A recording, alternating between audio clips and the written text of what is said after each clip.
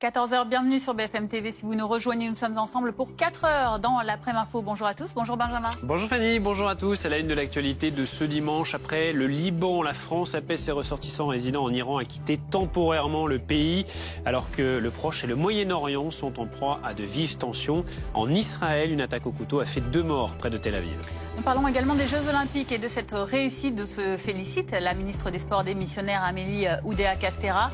41 médailles pour le moment et probablement encore plusieurs à venir d'ici ce soir pour la France. Nous retrouverons Antoine Forestier au Club France avec l'équipe mixte de judo qui a glané l'or hier soir.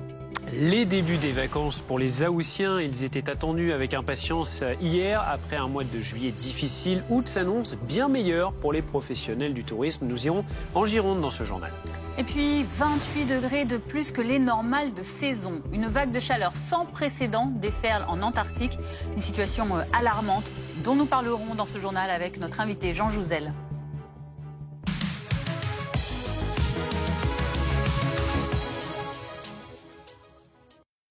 Les inquiétudes face à une escalade militaire au Proche et au Moyen-Orient se multiplient. Le Hezbollah affirme avoir lancé des dizaines de roquettes sur le nord d'Israël. Clotilde Bigot, on vous retrouve à Beyrouth, au Liban, après les États-Unis et la Grande-Bretagne. La France a invité ses ressortissants à quitter le Liban dès que possible. Avec toutes ces chancelleries occidentales qui demandent à leurs ressortissants de quitter le territoire libanais, et aussi cette réponse que tout le monde attend ici, la réponse à Israël du Hezbollah et de l'Iran, de ce qu'on appelle ici l'axe de la résistance.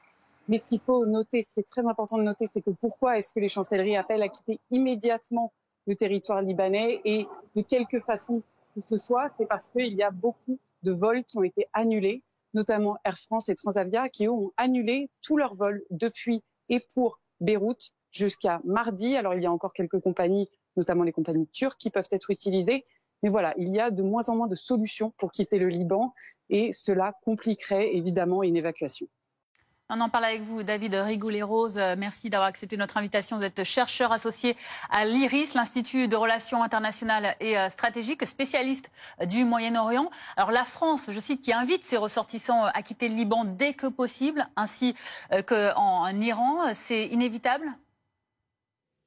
C'est inévitable, d'autant plus que les Britanniques, les Américains ont déjà émis cet avis en disant prenez le premier vol commercial disponible. Donc il y a la perception d'une menace imminente avec la perspective d'une fermeture des espaces aériens des pays respectifs qui bloquerait les gens sur place.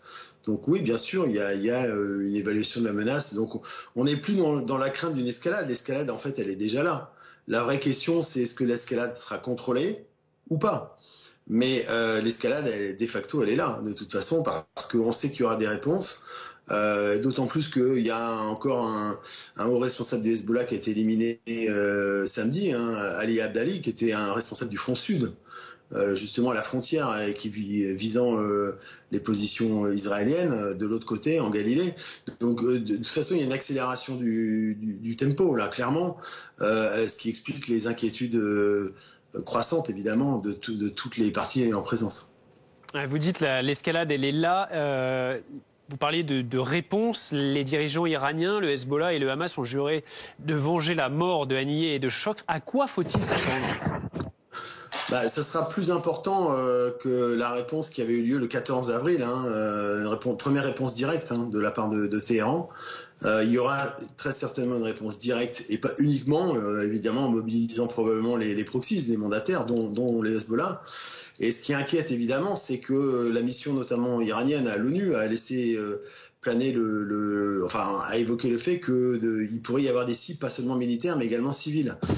Quand on a à l'esprit la vidéo qui avait été tournée le 18 juin dernier par le Hezbollah avec un drone sur la ville d'Haïfa, qui identifie un certain nombre de cibles potentiels, évidemment l'inquiétude prévaut, d'autant plus qu'il y a à nouveau un drone qui avait été le 24 juillet qui avait filmé la base aérienne de Ramat David, mais celui qui évidemment inquiète le plus les Israéliens, c'est celui du 18 juin. C'était une vidéo de 10 minutes, mais qui passait en revue toutes les cibles potentielles, les infrastructures critiques, et pas uniquement militaires. Donc, il faut avoir à l'esprit que, notamment à Haïfa, il y a un hôpital qui a été déjà mis en place depuis le mois de décembre, l'hôpital Rambam, qui est sur plusieurs étages, hôpital d'urgence, dans le cas où il y aurait effectivement une déflagration avec le Liban. Quand on sait que le Hezbollah a à sa disposition quelques 150 000 missiles et roquettes, c'est autre chose que le risque que représentait le Hamas. Donc oui, il y a une escalade, et d'ailleurs le Premier ministre israélien a évoqué des jours difficiles à venir. Et une escalade, il y a aussi, vous le disiez, des signes qui pointent depuis un certain temps déjà. Est-ce que ça veut dire que les évacuations d'urgence qui sont demandées, notamment par la France aujourd'hui, arrivent peut-être de manière un peu trop tardive ? De manière générale, il s'agit de ne pas alimenter la panique. Donc il y a un arbitrage qui est très compliqué à faire. Parce que si vous donnez effectivement des ordres d'évacuation, ça veut dire que vous alimentez évidemment l'idée qu'il y a une panique, qu'il y a un risque imminent. Mais en même temps, ça sert à rien de trop différer, parce qu'effectivement, déjà, ça fait un certain nombre de jours que nombre de compagnies ont arrêté les vols, y compris à destination de l'aéroport Ben Gurion, et notamment des compagnies américaines. C'était déjà un signe important. Donc et puis il y a surtout le voyage qui est en ce moment du chef du CENTCOM américain, Kurila, qui est en Israël pour préparer effectivement les modalités d'une riposte à une éventuelle attaque. Merci beaucoup David Rigoulet-Rose d'avoir été avec nous en direct sur BFM TV. Pendant ce temps-là, en Israël, 2 personnes ont été tuées et 2 autres blessées dans une attaque au couteau près de Tel Aviv. Le suspect palestinien a été neutralisé. Il y a clairement la crainte d'un embrasement au Proche-Orient. Raphaël Redon. L'attaque a eu lieu en pleine rue dans la banlieue de Tel Aviv. Armé d'un couteau, un homme s'en est pris à des passants. Son geste a coûté la vie à 2 personnes et en a blessé 2 autres. J'ai commencé à soigner le blessé avec l'un des policiers. Nous lui avons mis un bandage et nous avons commencé la réanimation. Pendant qu'on le soignait, les policiers ont indiqué qu'il y avait d'autres blessés. Le suspect de cette attaque terroriste présumée, un résident palestinien. L'homme a rapidement été neutralisé par un policier. Il est décédé à l'hôpital. Le ministre israélien de la Sécurité nationale s'est rendu sur les lieux. Je m'associe à la douleur des familles. Je souhaite un rétablissement complet aux blessés. Notre guerre n'est pas seulement contre l'Iran, mais ici, dans les rues.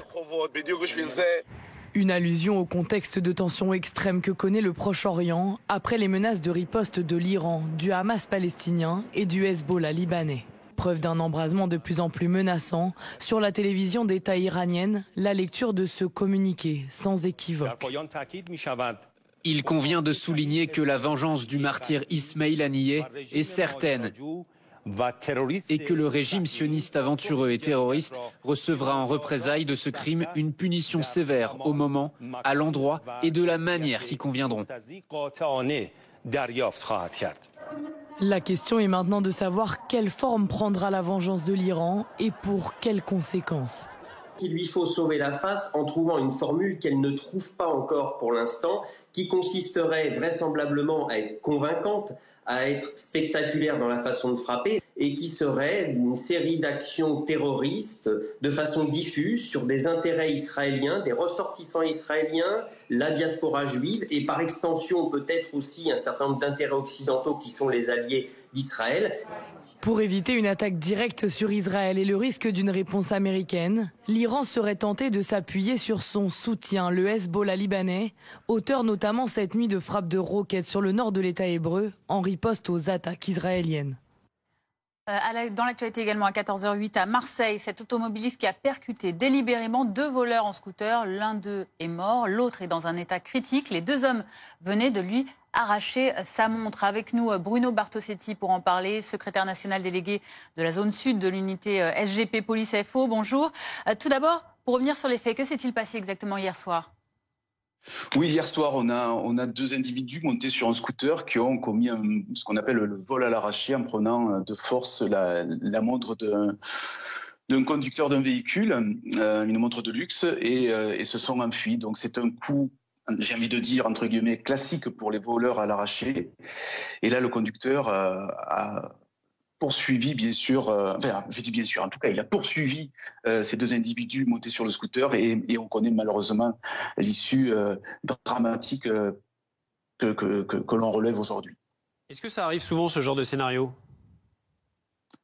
Alors non, ça arrive rarement, très rarement. D'ailleurs, c'est vrai que, alors moi je ne suis pas évidemment là pour juger la situation parce que on a le résultat d'une course-poursuite entre une victime et 2 auteurs d'un vol à l'arraché.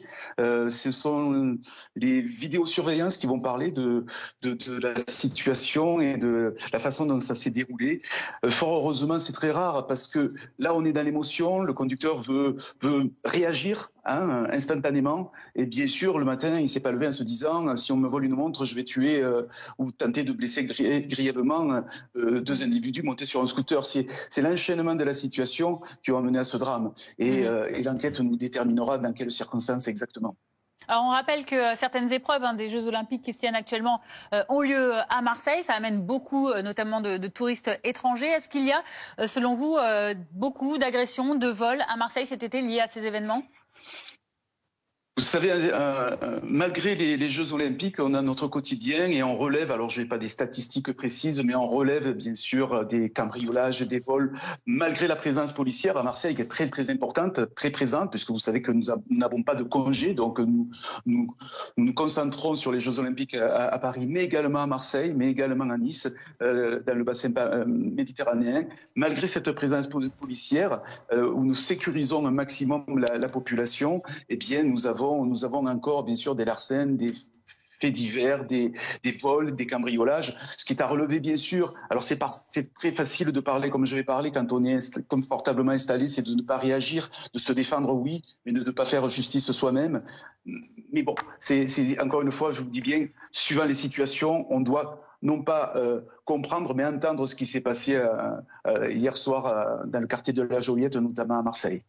Merci beaucoup Bruno Bartosetti d'avoir été avec nous. Vous avez évoqué il y a quelques instants les Jeux Olympiques. Justement, on y vient à ces JO avec une très bonne nouvelle qui vient de nous arriver il y a quelques instants. Félix Lebrun, le jeune Français de 17 ans, qui s'offre la médaille de bronze et qui marque l'histoire. Il a battu le Brésilien Hugo Calderaro en 4-7, celui-là même qui avait battu son frère Alexis en 8e de finale. Le phénomène du tennis de table, 5e joueur mondial qui s'est imposé 11-6, 12-10, 11-7, 11-6. Il est le 2e pongiste français de l'histoire à monter sur un podium au JO au terme d'une épreuve individuelle, 32 ans après un certain Jean-Philippe Gatien qui s'était paré d'argent à Barcelone en 92. Bravo à Félix. On est content d'avoir ces nouvelles médailles. Ces médailles qui continuent de pleuvoir évidemment depuis le début de ces JO, pour le plus grand bonheur des supporters de nos Bleus aussi. Regardez, aujourd'hui 42 médailles, donc à l'heure où on se parle, pour la France qui nous place donc en 3e position du classement temporaire par pays. Vous le voyez avec 12 médailles d'or, 14 en argent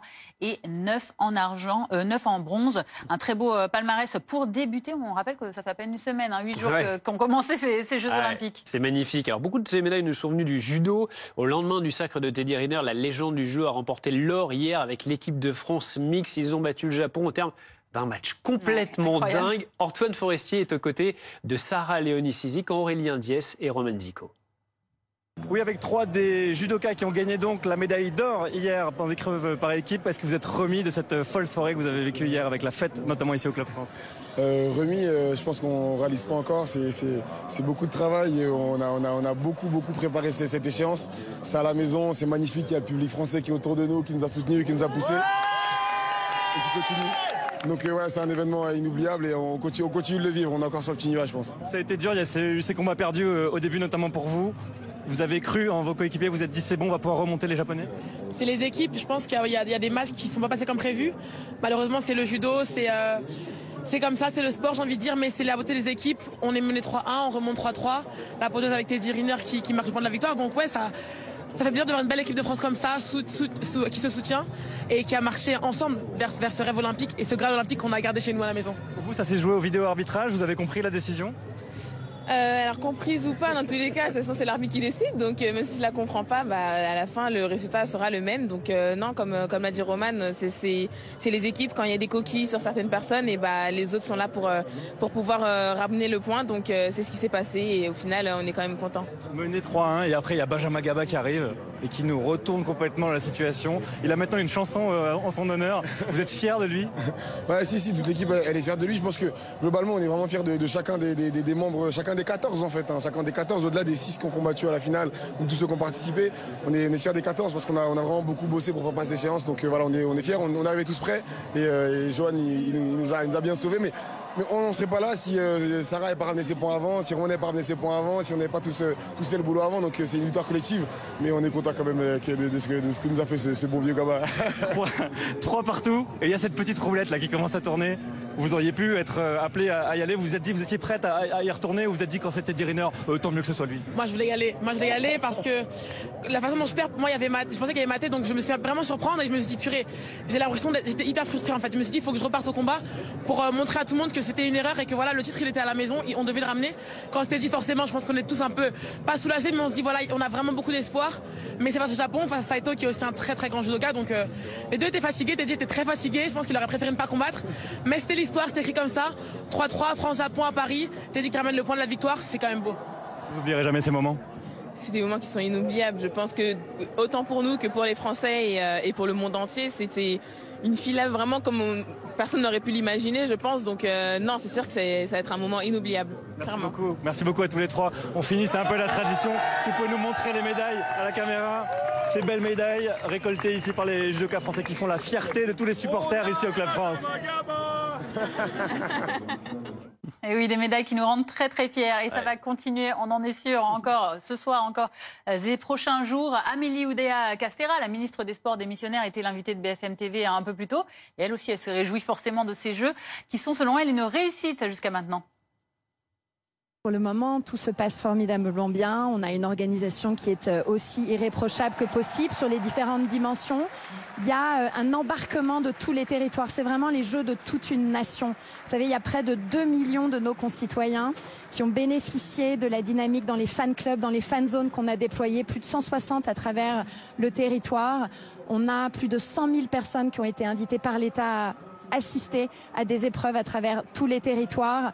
On a plus d'1,5 million de jeunes, de familles qui partout en France bénéficient à un titre ou à un autre d'un été de sport remarquable à travers les dispositifs qu'on a déployés. Je pense notamment à ces 90 000 jeunes qui sont dans des colonies de vacances où on vit au rythme de l'olympisme, des valeurs du sport. Ça, c'est extraordinaire. Et puis cette réussite de nos athlètes, on touche du bois pour que ça continue. Il faut qu'on soit au rendez-vous de notre objectif qui est in fine d'atteindre ce top 5 des nations les plus médaillées. On est pour l'instant dans la plaque, on est 3e, mais on est talonné de près par le Royaume-Uni, par l'Australie, par la Corée, le Japon. Ça va être difficile jusqu'au bout, il faut s'accrocher, rester extrêmement concentré.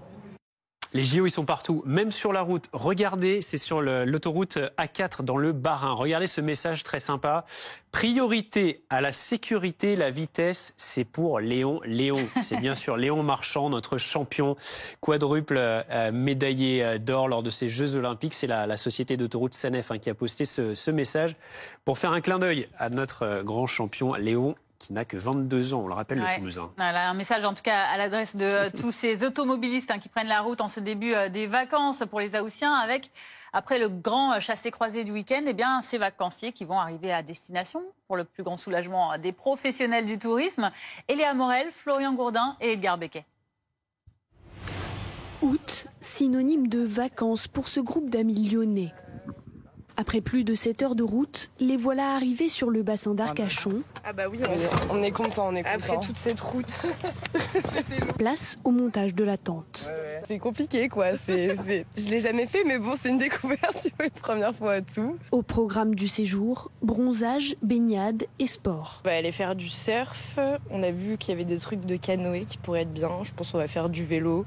Un peu plus loin, Nicolas, Anne-Sophie et leurs enfants viennent eux aussi de traverser la France. Ils sont accueillis par le soleil. Dans le Pas-de-Calais, nous, on l'a attendu très très longtemps. Donc là, ça va. On est content de l'avoir et on espère qu'on va le garder pour toutes les vacances. Le soleil qui a fait défaut à la partie nord du pays pendant le mois de juillet. En Normandie, à Honfleur, ce restaurateur enregistre une baisse de fréquentation de 15 à 20% par rapport à l'année dernière. Alors, le mois d'août était attendu.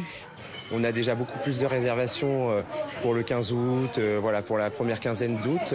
Pour ce midi, je pense qu'on fait environ 40 couverts de plus comparé à la semaine dernière, je pense. L'année dernière, 67% des Français sont partis en vacances pendant l'été. En août, les touristes sont plus nombreux, privilégient le littoral et sont accompagnés par la clientèle étrangère.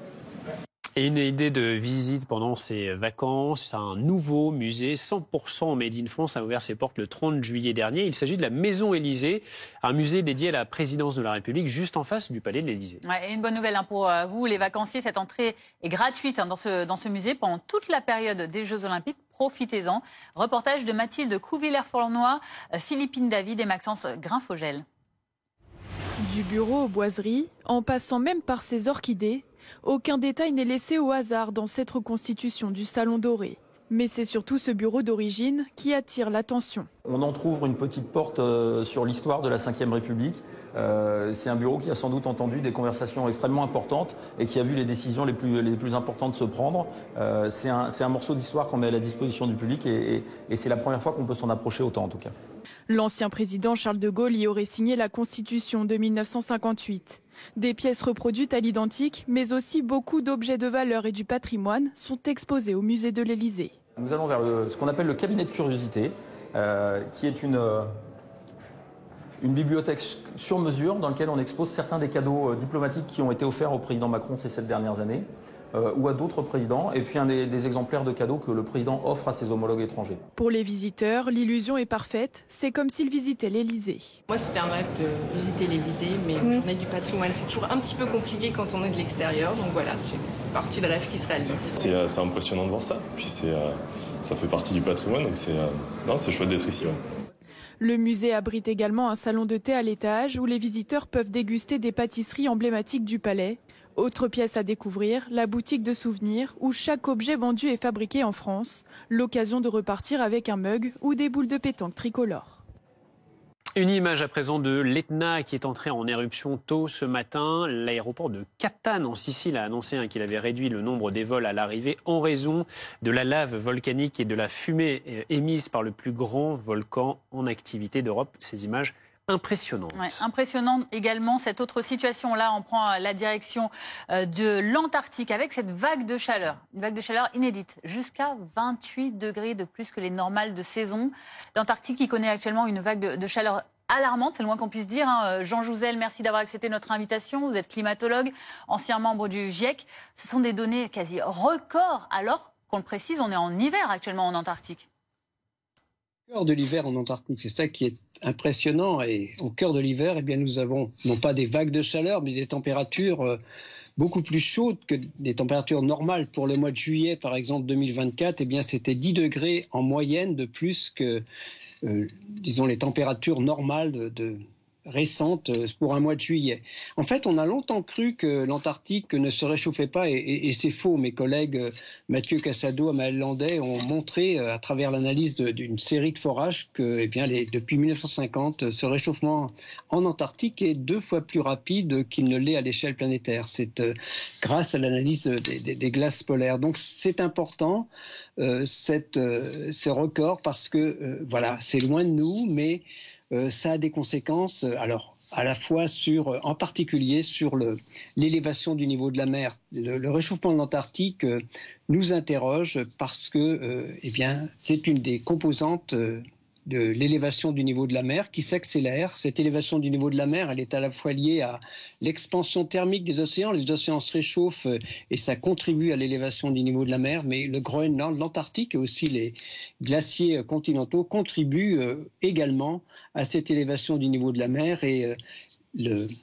réchauffement de l'Antarctique, s'il est inhabituel, eh bien, peut contribuer à une contribution importante, relativement importante de l'Antarctique au cours des prochaines décennies et surtout au-delà, parce qu'il y a une partie de l'Antarctique de l'Ouest, qui pourrait être, disons, pas très stable. Voilà, donc ce sont des conséquences importantes, même si c'est loin de nous à l'échelle planétaire. C'est ça qu'il faut bien avoir en tête.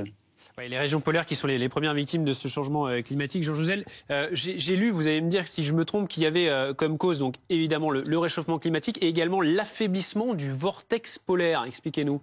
Et alors, par rapport à ce que nous vivons, aujourd'hui, parce que ça risque de se prolonger encore quelques jours, il y a deux causes qui sont évoquées. L'affaiblissement du vortex polaire, c'est-à-dire que l'Antarctique est à cette période très isolé du reste du monde par des courants qui maintiennent l'Antarctique,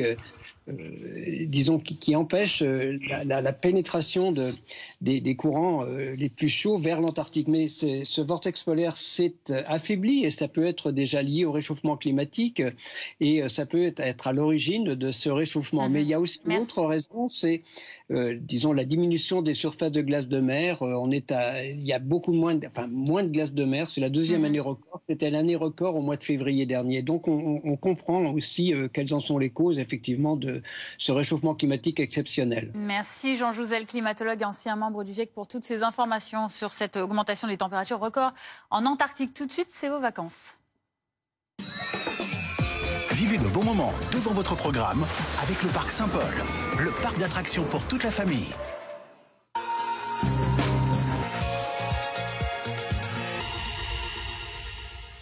Et c'est l'heure de nos matchs de l'été, comme chaque matin, comme chaque jour sur BFM TV. On vous propose les meilleures options pour cet été. Aujourd'hui, le match entre Dauphin ou Cheval. On s'évade avec Antoine Corvère et Laura Baquet.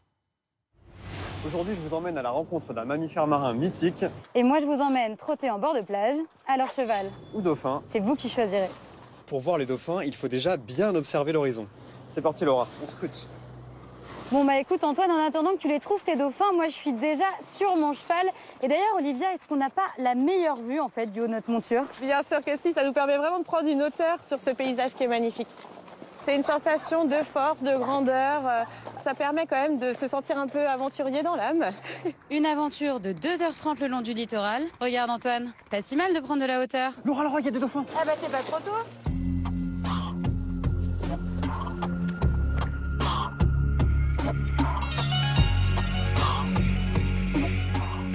Ce sont des dauphins communs, donc c'est ceux qu'on peut reconnaître grâce à leur plage beige assez caractéristique qu'ils ont sur l'avant des flancs. Ils viennent jouer avec nous en fait. Oui, tout à fait. En fait, ils viennent s'amuser dans les courants que forme le bateau en avançant. Ils sont vraiment très rapides, très agiles.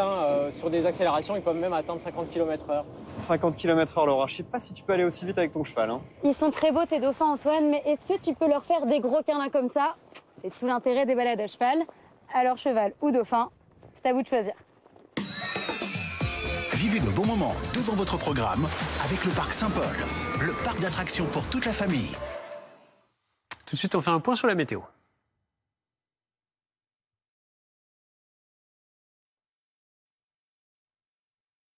La météo qui va arriver. Rejoindre le mouvement de la rénovation énergétique. La météo avec Groupe Verlaine. Pour devenir franchisé dans les énergies renouvelables. Groupe Verlaine. Météo avec Coltou de Cyanolite. La colle pour tous vos projets de bricolage. Coltou.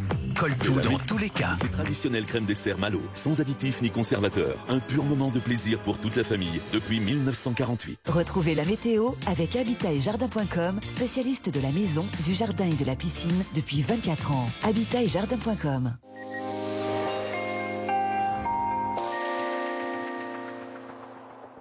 C'est beaucoup mieux côté ciel, côté température aussi, une chaleur beaucoup plus supportable, notamment dans le sud-est, même si ça reste élevé. Côté ciel, une belle amélioration après la perturbation d'hier. On retrouve juste quelques résidus nuageux sur le centre, sur le nord-est, mais le retour d'un temps sec le plus souvent. Et la bonne nouvelle, c'est que le soleil s'installe demain matin. Un léger voile nuageux dans l'est, quand même pas mal de nuages sur la pointe bretonne. Et là, ils vont rester bien présents tout au long de la journée. À l'est, le voile va s'évanouir tout doucement. On retrouvera quand même quelques averses orageuses à la mi-journée sur les reliefs, notamment des Pyrénées, le relief corse sur les Alpes du Sud. Et puis la température, très temporairement, va remonter. Les températures, vous allez le voir, seront très contrastées. Au réveil, 9 degrés seulement du côté de Cherbourg, jusqu'à 25 à Nice. Il fera 16 à Paris. On découvre ces valeurs qui repartent à la hausse, donc en journée, ce sera très bref, mais ça va monter assez haut à nouveau sur le littoral méditerranéen jusqu'à 35. Et il fera jusqu'à 30 degrés entre Bourges et Paris, 29 pour Lille. Vous avez regardé la météo avec Groupe Verlaine. Isolation thermique par l'extérieur avec aide de l'État. Groupe Verlaine, le climat de confiance. C'était votre météo avec Coltou de Cyanolite. La colle pour tous vos projets de bricolage. Coltou. Coltou dans tous les cas. C'était la météo avec les traditionnelles crèmes dessert Malo, sans additifs ni conservateurs. Un pur moment de plaisir pour toute la famille depuis 1948. C'était la météo avec Habitat et Jardin.com, spécialiste de la maison, du jardin et de la piscine depuis 24 ans. Habitat et Jardin.com. Bientôt 14h30, bienvenue à vous si vous nous rejoignez sur BFM TV à la une de l'après-info aujourd'hui. Ce début de vacances pour les Haussiens. Après un mois de juillet plutôt en berne, les prévisions sont de meilleur augure pour ce mois-ci, à la faveur notamment d'une météo plus ensoleillée dans le nord de la France. Mais il faut rester vigilant sur les plages. Le nombre des noyades a quadruplé par rapport à l'an dernier. Une attaque au couteau a fait 2 morts et 2 blessés près de Tel Aviv en Israël. Le suspect a été neutralisé. Cela intervient dans un contexte extrêmement tendu au Proche et au Moyen-Orient alors que la France a rappelé ses ressortissants en Iran et au Liban à quitter ces pays. Et de 42, les médailles françaises aux Jeux Olympiques ne cessent de pleuvoir. Dernière en date, le bronze pour Félix Lebrun, le petit génie du tennis de table. 17 ans seulement, l'un des symboles de cette jeunesse qui explose au JO, comme Victor Wembanyama ou encore un certain Léon Marchand et bien d'autres. On en parle dans cette édition. Mais tout d'abord, top départ pour les vacances du mois d'août. La bonne nouvelle ce dimanche, c'est que toutes les vigilances orange, canicule ou crue, ont été levées. Les températures recommencent à baisser. Laura Baquet, vous êtes à la presqu'île de Gien hier dans le Var. On reste tout de même en vigilance jaune dans le département. Il faut rester donc attentif, mais on respire quand même un peu mieux. Ah bah oui, je vous confirme, c'est quand même beaucoup plus agréable ici, surtout avec le petit vent frais qu'il y a au bord de la mer. Mais attention, il fait déjà 30 degrés, il fera 32 cet après-midi. Il faut donc rester vigilant et regarder les vacanciers qui profitent. Regardez le nombre de parasols au mètre carré. Il y a de toutes les couleurs, du bleu, du jaune, du rouge. Tout le monde est installé sur sa serviette pour les activités de l'été. Et ces textures, la crème solaire ou par exemple le sable, comme vous pouvez le voir avec Anthony et Dany qui joue. Bonjour, vous venez de Lyon, vous avez eu donc une grosse chaleur la semaine dernière. C'est quand même plus agréable d'être ici, non? Complètement, avec la mer, on en profite bien, ça fait du bien, ouais. Ça c'est vrai que c'est cool, ouais. Et alors, qu'est-ce que c'est le programme alors de l'après-midi des vacances qui commence? Pour le moment, c'est reposer, profiter de la mer et après, on verra par la suite. Manger des glaces. Caca boudin. Non. Et les premiers mots de la plage. Non. Et alors, il arrive à aller dans l'eau, vous allez vous baigner un petit peu? Il a un peu du mal à aller dans l'eau, là, il a un peu peur. Il a un peu peur de l'eau, là, je sais pas pourquoi, mais on va essayer petit à petit. Bon, et si je regarde un petit peu à côté, et oui, le sable, c'est quand même, ça fait quand même partie des vacances d'avoir la serviette pleine de sable. Je vois qu'il y a beaucoup de jouets à côté de vous, c'est quand même une sacrée organisation. Il faut l'occuper, ça c'est sûr, il faut l'occuper, ouais. Ça c'est sûr. Vous les avez achetés ici? Ouais, on a tout acheté ici, ouais. On s'est pas pris la tête, on est parti et on achète tout sur place. On vous souhaite en tout cas de passer de belles vacances. Peut-être il faudrait l'inscrire à un concours de château de sable. Je pense qu'il aurait ses chances. En tout cas, nous, avec Simon Pires derrière la caméra, je pense qu'on va aller goûter l'eau parce qu'à mon avis, elle est assez bonne et il faut quand même se rafraîchir quand il fait 30 degrés. Merci beaucoup, Laura Baquet. Effectivement, il faut se rafraîchir avec Simon Pires de Souza. La vérité sort de la bouche des enfants, Fabien. On ne peut pas toujours les contrôler. Alors ça, c'est sûr. On se baigne dans les eaux encore chaudes de la Méditerranée. Mais attention quand même aux noyades. 10 personnes ont déjà perdu la vie cette année dans le sud de la France. C'est 4 fois plus que l'an dernier à cette période. Les sauveteurs en mer appellent à la plus grande prudence. Reportage à Nice de Victor Labbé et Mathilde Couvillère-Flornois. Il est 7h du matin. Cette plage niçoise n'est pas encore surveillée. Ce sont donc les nageurs les plus aguerris qui se jettent à l'eau, comme Nadia qui reste prévoyante. Là, je prends la bouée pour éviter des accidents. Je vais un peu plus de 300 mètres. Pour que on ne sait jamais s'il y a quoi que ce soit, ils me voient avec la bouée orange. À 10h, sous 29 degrés, les baigneurs sont plus nombreux dans l'eau. Du haut du poste de secours, les sauveteurs restent aux aguets, car cette année, le nombre de noyades a atteint un triste record sur la Côte d'Azur. 40 interventions ayant engendré 10 décès. C'est presque 4 fois plus que l'an dernier à la même période. Les sauveteurs multiplient donc les messages de prévention. Les fortes chaleurs font que les organismes sont plus fatigués, déshydratés. Donc il faut être beaucoup plus vigilant. Aussi, c'est vrai qu'on a eu pas mal de noyades sur les personnes âgées. Aussi, un rappel pour les enfants. On voit souvent des parents bloqués sur le portable. Donc il ne faut pas les lâcher des yeux parce que ça peut aller très vite aussi. Les sauveteurs recommandent également de se baigner dans les zones surveillées, de ne pas aller trop au large et d'attendre après un repas pour se jeter à l'eau. Et on en parle avec notre invitée Hélène Vue. Vous êtes formatrice famille de sauveteurs. Alors on a vu ce chiffre, 4 fois plus de noyades dans le sud que l'an dernier à la même période. Comment expliquez-vous ceci ? Eh bien, en fait, c'est souvent une difficulté par rapport à la surveillance des enfants qui doit être constante. Et c'est vrai que les noyades peuvent arriver très vite. Il ne suffit pas qu'il y ait beaucoup de profondeur. Il suffit d'une profondeur de même pas 10 cm. Il suffit que la bouche et le nez soient dans l'eau pour que la noyade se réalise. Est-ce qu'il y a aussi peut-être parfois un défaut de vigilance sur les affichages, sur les drapeaux ? À quoi est-ce qu'il faut être particulièrement attentif quand on part se baigner en mer notamment ? Alors effectivement, ce qu'il faut être attentif, c'est par rapport au poste de secours des managers sauveteurs, les zones qui sont surveillées, le drapeau, les couleurs. Normalement, toutes les informations sont bien indiquées. Et s'il y a des doutes, c'est d'aller voir carrément au poste de secours et poser des questions aux managers sauveteurs.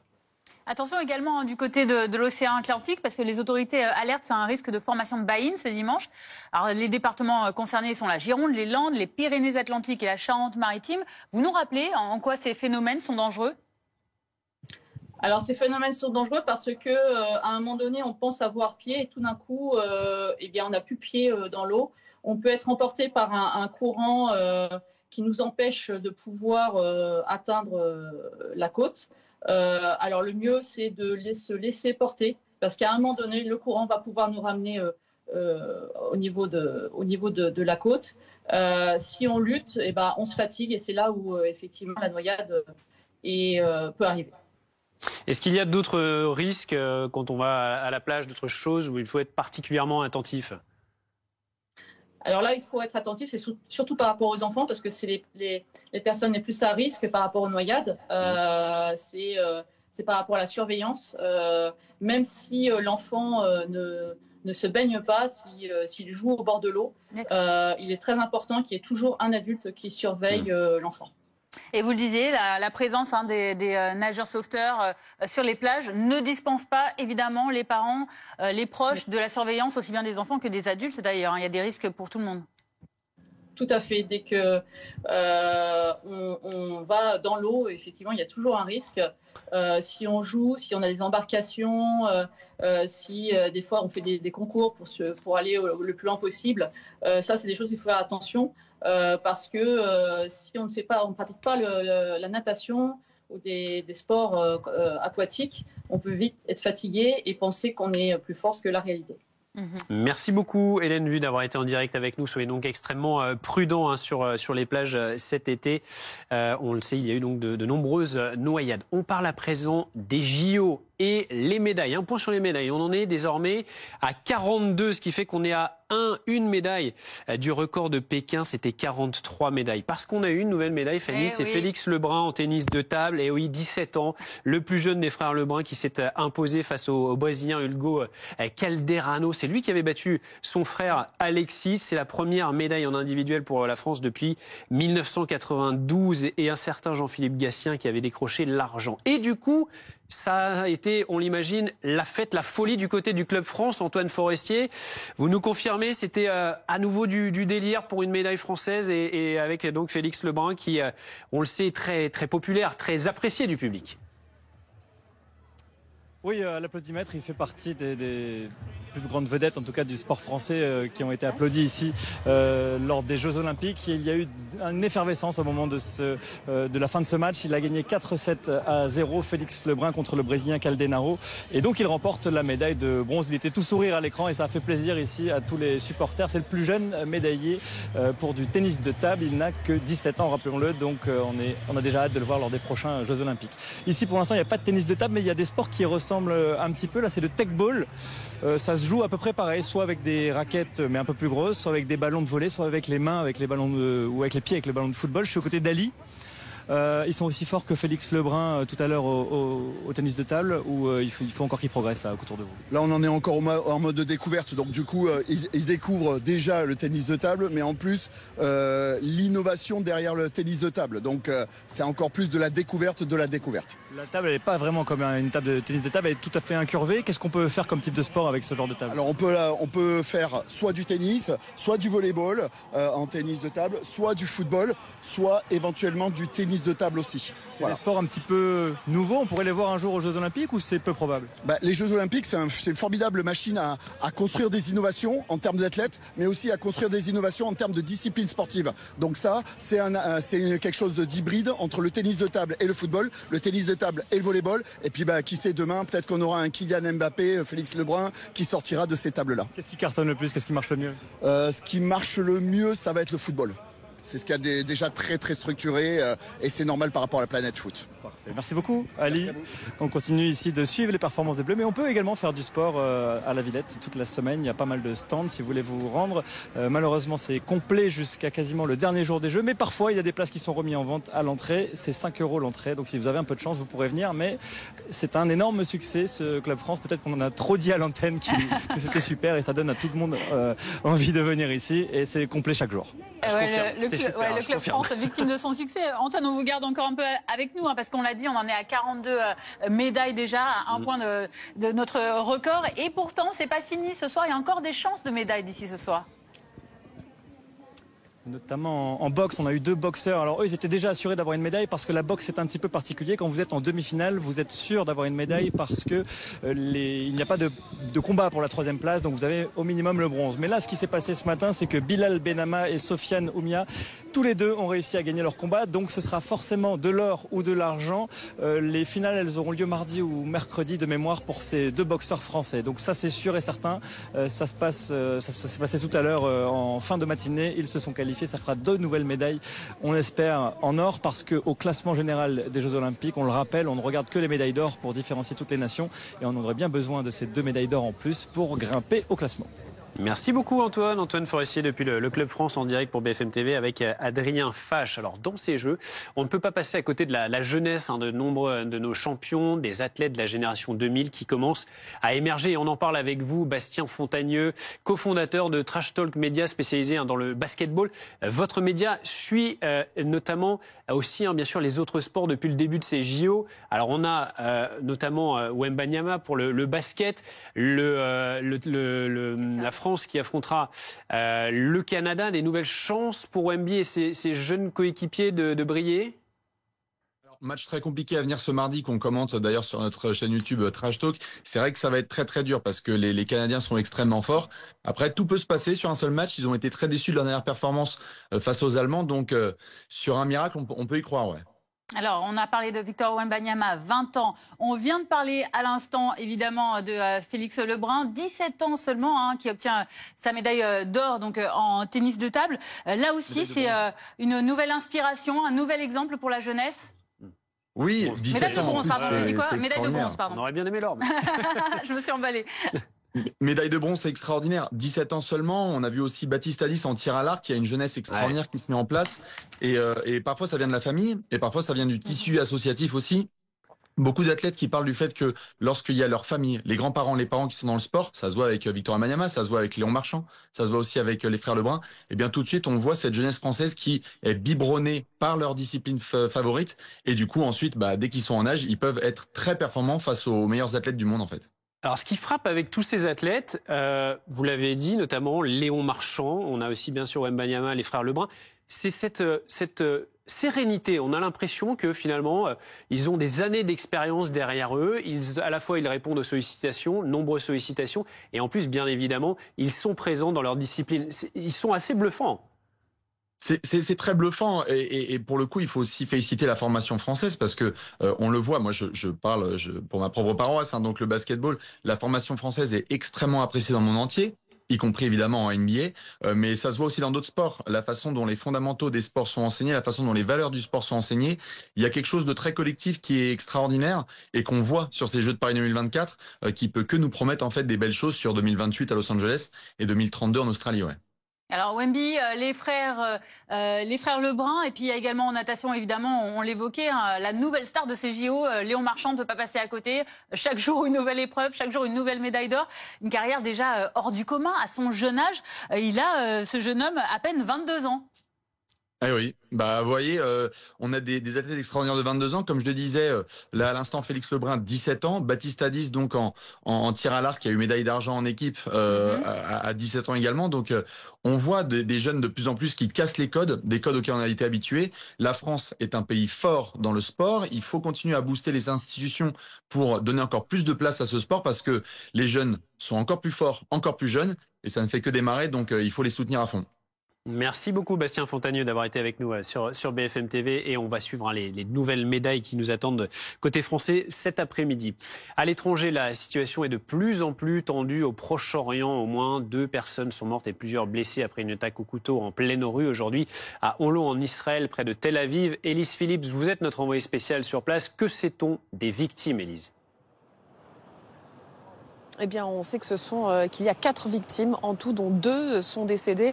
La première à avoir été déclarée morte est une femme de 66 ans qui se promenait dans ce parc ce matin dans la banlieue sud de Tel Aviv avec son mari quand elle a été poignardée. Elle a succombé à ses blessures peu après l'arrivée des secours. La deuxième personne qui est morte, qui a été annoncée morte par la police, est un homme. Et en plus, il y a 2 blessés plus légèrement, dont l'un a expliqué aux médias qu'il avait réussi à échapper à son assaillant après avoir été poignardé à l'épaule. Et puis on en sait un peu plus aussi, on a eu quelques détails sur le profil de cet assaillant qui a donc attaqué ces 4 personnes ce matin à 7h30 dans ce parc. Il s'agit d'un homme d'une trentaine d'années qui était entré en Israël il y a 3 jours.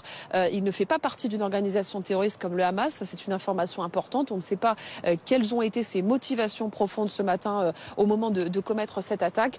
Et Tsahal a expliqué qu'il avait a priori agi seul, pas de complice donc, mais l'armée israélienne est déjà en ce moment dans son village d'origine pour détruire sa maison parce qu'en Israël ça se passe comme ça. L'armée détruit les maisons des terroristes pour dissuader d'autres personnes de passer à l'acte. Et donc on voit que cette attaque qui est survenue ce matin dans un contexte bien évidemment très compliqué ces derniers jours avec la montée des tensions entre l'Iran, le Hezbollah, le Hamas et Israël. Oui, justement, Élise, vous êtes en train de le dire, cet événement, c'est un événement de plus encore dans ce climat déjà très très tendu dans la région, notamment depuis la mort du numéro 1 du Hamas en Iran. Oui.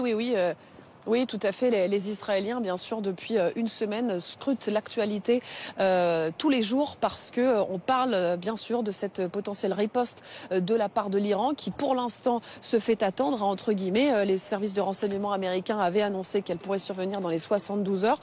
On a passé ce délai, mais cette menace est toujours bien présente et donc ces Israéliens sont dans l'attente. Néanmoins, ils continuent à vivre à peu près normalement, ici à Tel Aviv, à Jérusalem, dans le reste du pays. Tous les commerces sont ouverts, les gens continuent à vivre normalement parce que le climat est déjà assez anxiogène. Et puis hier, avec Théo Touché, on est allé de l'autre côté de la frontière, en Palestine, voir les habitants de la ville de Bethléem et comprendre un petit peu comment eux vivent aussi cette situation. Et ce qui est intéressant à voir, c'est que, ils vivent cette situation de la même manière que les Israéliens, c'est-à-dire dans l'incertitude, dans l'inquiétude aussi et dans l'attente. Regardez justement ce reportage que nous avons fait hier avec Théo Touché. Malgré une apparente normalité, à Bethléem, le quotidien est plus difficile ces jours-ci. Ici aussi, les Palestiniens subissent l'incertitude et la menace d'une montée des tensions dans la région. Les gens sont inquiets. Tout le monde s'attend à une guerre. Mais nous ne savons pas ce qui va se passer. Ces jours-ci, la situation est mauvaise. Et si la guerre commence, qu'est-ce qui va nous arriver ? Inquiets, certains font même des réserves pour être prêts à tenir plusieurs jours en cas d'attaque. Ces jours-ci, les gens achètent beaucoup d'huile, de paquets de riz de 5 kilos, du tahini, de la margarine, les produits de base dont on a besoin avec une date d'expiration longue. Quelques rares manifestations continuent de se tenir. Pour Rawabi, depuis le début des tensions, les relations avec les Israéliens se sont encore aggravées. Honnêtement, parler de ce sujet est sensible. Nous ne pouvons pas nous exprimer librement, mais nous espérons que toutes les guerres s'arrêteront. Moundir est le seul à accepter de nous dire ce qu'il pense de la mort du chef du Hamas, Ismail Haniyeh, imputé à Israël. Comme d'habitude, Israël essaye de faire escalader la situation. C'est clair qu'avec l'assassinat d'Haniyeh, Netanyahou cherche à stopper toute négociation pour un accord. Environ 30 000 personnes vivent à Bethléem et malgré les tensions entre Israéliens et Palestiniens, il y a tout de même un sentiment commun, l'impression d'être dépendant de cette escalade que personne ne peut maîtriser. La France, les États-Unis et le Royaume-Uni appellent par ailleurs leurs ressortissants présents au Liban à rentrer immédiatement par tous les moyens possibles. Regardez notamment ce communiqué du Quai d'Orsay aujourd'hui. Dans un contexte sécuritaire très volatile, nous invitons les ressortissants français à prendre leurs dispositions maintenant pour quitter le Liban dès que possible. La France qui émet également ce même appel à ses ressortissants vivant en Iran. 14h48, dans l'actualité également, cette course-poursuite entre une voiture et un scooter qui a tourné au drame à Marseille cette nuit. L'un des passagers du deux roues est mort, l'autre est dans un état critique. L'automobiliste s'était fait voler sa montre de luxe. 2 personnes ont été interpellées. Eléa Morel, Nicolas Cam. La scène s'est déroulée près du quartier touristique du Vieux-Port, en plein centre de Marseille. Peu avant minuit hier soir, 2 individus sur un scooter dérobent une montre de luxe à un automobiliste, alors au volant de sa voiture. C'est un coup, j'ai envie de dire, entre guillemets, classique pour les voleurs à l'arraché. Et là, le conducteur a poursuivi ces 2 individus montés sur le scooter. Leur course s'achève quelques mètres plus loin, sur cette place très fréquentée, où la voiture percute le scooter. Le conducteur du deux roues décède lors du choc. Son passager se trouve dans un état critique. Après l'accident, l'automobiliste récupère sa montre et prend la fuite. 2 interpellations ont eu lieu plus tard dans la soirée, mais il ne s'agit pas du conducteur, qui est toujours recherché. On parle à présent de cette énorme panne informatique dans tous les hôpitaux AP-HP de la région parisienne. Plus de messagerie, plus d'accès aux principales applications internes ni de téléphonie depuis hier matin. Rien à voir avec une cyberattaque et heureusement pas d'impact sur la sécurité des patients ni la continuité des soins. Oui, mais retour au bon vieux papier-crayon. L'alimentation électrique du data center a été rétablie en début d'après-midi et les hôpitaux franciliens espèrent un retour à la normale d'ici la fin de la soirée, au maximum d'ici à demain matin. 14h50, tout de suite, la météo. Rejoindre le mouvement de la rénovation énergétique. La météo avec Groupe Verlaine. Pour devenir franchisé dans les énergies renouvelables. Groupe Verlaine. Votre météo avec Coltou de Cyanolite. La colle pour tous vos projets de bricolage. Coltou. Coltou dans tous les cas. Retrouvez la météo avec les traditionnelles crèmes dessert Malo, sans additifs ni conservateurs. Un pur moment de plaisir pour toute la famille depuis 1948. Retrouvez la météo avec Habitat et Jardin.com, spécialiste de la maison, du jardin et de la piscine depuis 24 ans. Habitat et Jardin.com.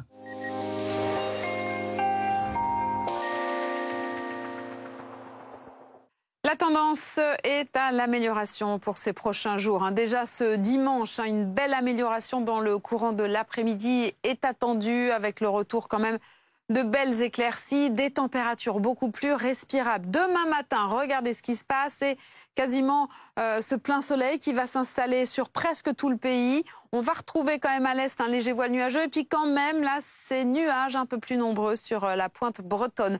Dans le courant de l'après-midi, eh bien, le soleil résiste sur la majeure partie du pays. On retrouvera quelques averses orageuses sur les reliefs. Et puis toujours ces nuages qui restent bloqués sur la pointe bretonne. Alors vos températures, très temporairement, repartiront à la hausse ce lundi. Dans le courant de la matinée, on attend 9 degrés seulement à Cherbourg et 25 degrés du côté de Nice, le grand contraste, 16 degrés à Paris, 17 degrés ce sera pour Bordeaux. Et dans l'après-midi, donc, une hausse des températures, à nouveau 35 degrés, souvent sur le littoral méditerranéen. Des températures qui grimpent aussi sur la moitié nord. On attend 32 à Lyon, 31 à Bordeaux, 30 à Paris, 29 degrés ce sera du côté de Lille, à peine 21 degrés à Brest, donc sous ce ciel plus nuageux. Mardi, on a à nouveau quelques nuages qui arrivent, quelques pluies aussi par la Bretagne, le Cotentin.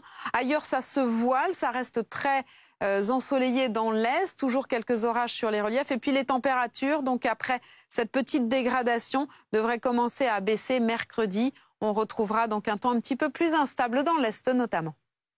Vous avez regardé la météo avec Groupe Verlaine. Isolation thermique par l'extérieur avec aide de l'État. Groupe Verlaine, le climat de confiance. C'était votre météo avec Coltou de Cyanolite. La colle pour tous vos projets de bricolage. Coltou. Coltou dans tous les cas. C'était la météo avec les traditionnelles crèmes dessert Malo, sans additifs ni conservateurs. Un pur moment de plaisir pour toute la famille depuis 1948. C'était la météo avec Habitat et Jardin.com, spécialiste de la maison, du jardin et de la piscine depuis 24 ans. Habitat et Jardin.com. Restez avec nous dans un instant, nous reviendrons sur cette attaque au couteau à Tel Aviv en Israël qui ravive les tensions encore un peu plus au Moyen et Proche-Orient, notamment entre Israël et l'Iran et ses alliés. On en parlera dans un instant puisque la France appelle tous ses ressortissants vivant au Liban ou en Iran à rentrer dès que possible par tous les moyens. A tout de suite.